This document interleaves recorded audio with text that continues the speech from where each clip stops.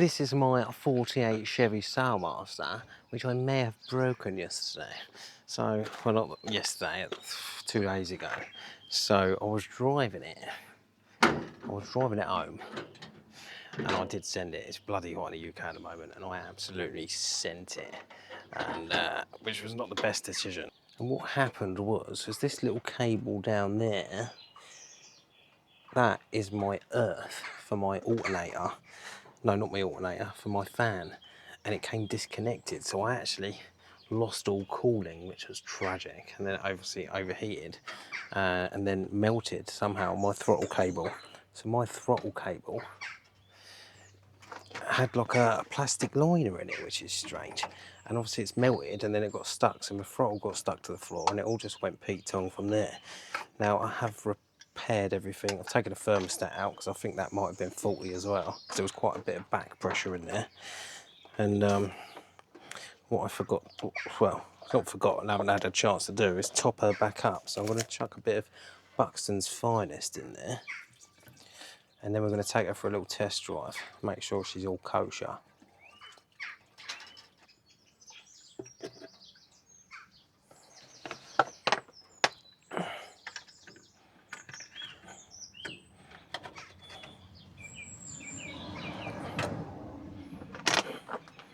Right.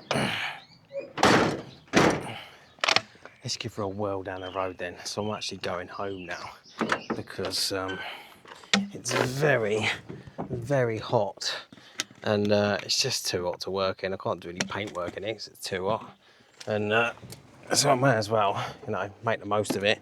Head home, get some editing done, and I say enjoy the heat. There ain't much to enjoy about this heat. Let me just set this camera up, and I'll come back. Oh my God, it's hot. So the fact that I've just turned my car on and my fan has automatically come on. So I changed the temperature of it yesterday. It was set at 70 and I actually lowered it to 35 just to give it that added cooling time, you know, because it is extremely hot at the moment, and it is a 1948 car. It's nearly 80 years old, so I just wanted to keep that cooling a little bit more. I've just turned the power on and the fan is already going. So that tells you how hot it is. What is that? Oh, it's the gate. So I'm dripping. See, one of the shit things about these cars, classic cars and hot rods, is nobody's got aircon, and it's fucking. Oh, I don't even know if you're going to be able to hear me over the engine, to be fair, because shit is fucking Larry. But let's give it a go.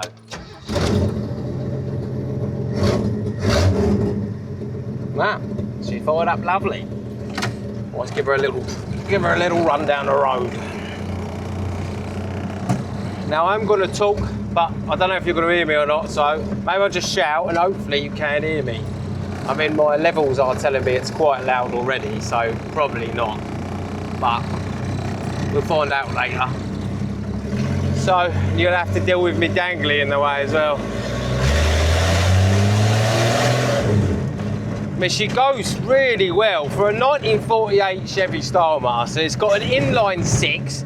It has got a straight through exhaust. In fact, no, it's not even got an exhaust pipe, if I'm being perfectly honest. It's got a tiny little, oh, where have you gone? It's got a tiny little pipe hanging off the manifold, and that's about it. Now, I've lost my mount, so I'm gonna have to pull over. This is not going too well. Fucking hell. I'll pull over there, then I can assess the situation and mount my camera in. Fuck's sake, nothing's ever simple, is it? Now, hopefully, this is a bit better up there. Fucking hell. Nightmare, absolute nightmare. It's too rattly in this car.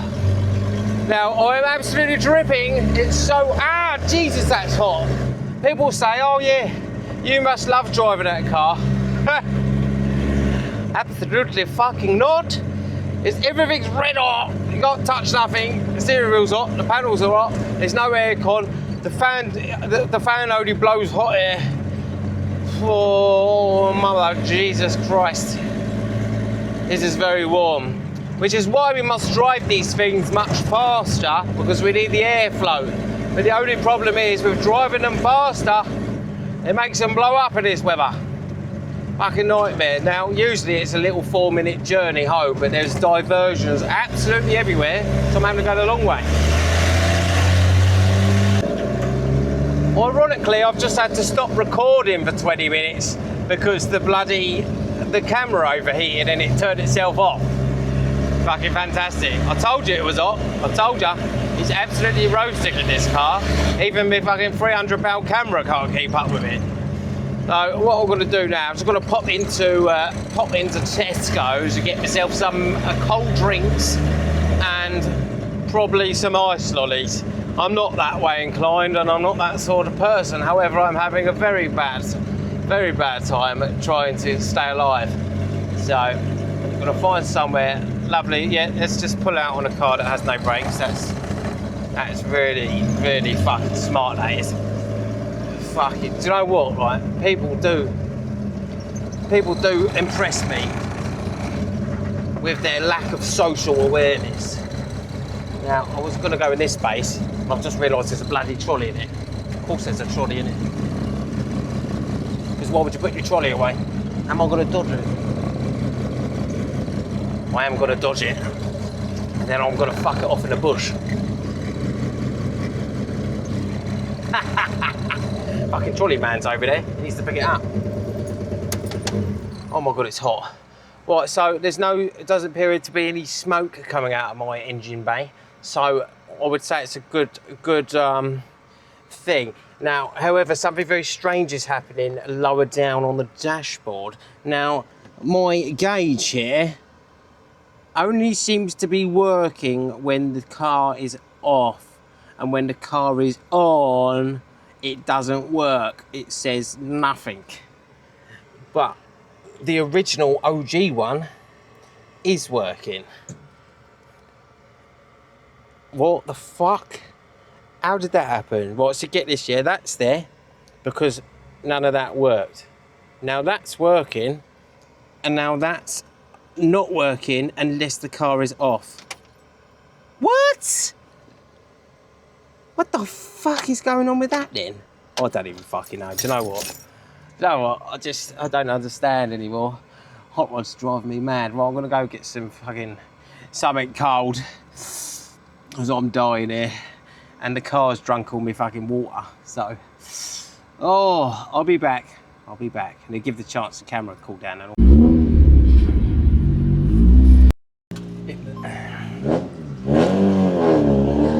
If you can hear that god-awful noise, that is the sound of a Mark III Escort. And what is it with Ford people, right? I've never understood it. All these Ford people that have got like Mark 1 up to Mark 6, they all drive like helmets. Like, why do you actually need to rev your car the entire way around the fucking Tesco's car park? Do you actually need to do that and then pull a burnout every time you fucking leave a set of traffic lights? It's unreal. I've got my chicken tikka slice out of Tesco, and mate, Tesco's Aylsham, summertime, it's hot, right? What a fucking eye opener. I swear, everybody's forgotten to put their clothes on. I've never seen so many ham sandwiches in one go in my life than what I have just then in Aylsham Tesco. Oh my God. It's like ham sandwich city. Fucking hell. Ham sandwich city. And what's funny is, I didn't even want a sandwich. I only wanted one of these. All I could see was fucking ham sandwiches. Bit much, isn't it? Right.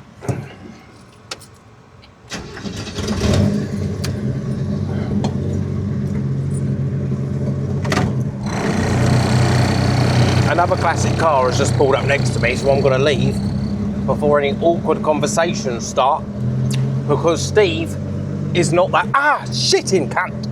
It's not that way. Fucking, that's throwing me right off. That, mate, I'm telling you, that is hot. That is hot. Dangerously hot. I don't know how much more I'm going to be able to record because the camera keeps overheating. But So if it cuts off, I love you all, bye. If it doesn't, then stay with me and hang on and see how far we get. Either the camera's gonna blow up or the car is. And I'm gonna hedge my bets on the camera because I've done some repair work on the car, so I'm hoping, oh Jesus Christ. I'm hoping the car will outlive the camera. Right, let's give it a proper little black. There is a van in front of me, but are you ready?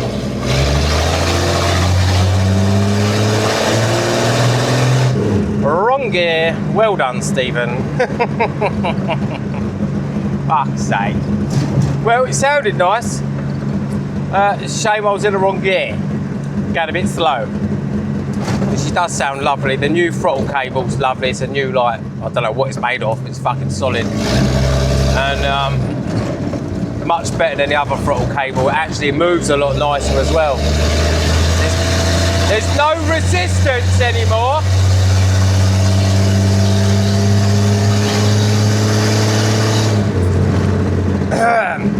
There's no resistance on the throttle anymore, which is lovely. So all I really need to do now that it drives properly, is put the brake booster on it. That's out of a, I think it's out of a box, this brake booster that I've bought. So I'm going to chuck that on there, and hopefully I'll have some brakes to deal with the fact it actually goes now.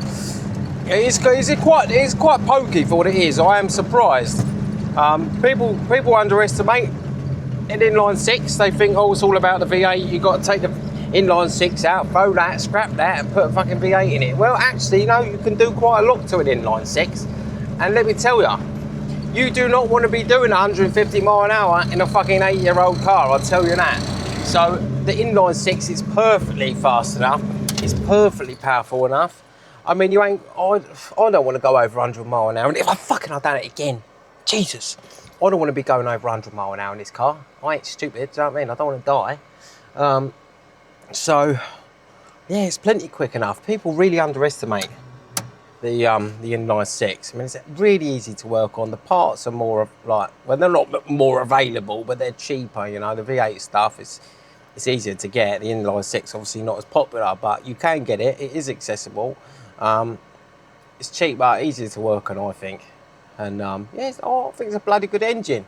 And it's nice to hear my fan is still going. Fucking hell. Right, I'm going to love you and leave you. We made it home. It worked. It didn't blow up. There's no smoke coming out of the bonnet, so that's a success. And I've got sweat pouring into my eye. So I'm going to go. Oh my God. That's disgusting. I think I need to go and have a cold shower. I've just rubbed whatever that is in my eye now. Christ. Anyway, toodle pip. Thanks for watching to the end. Toodle pip. See you in a bit.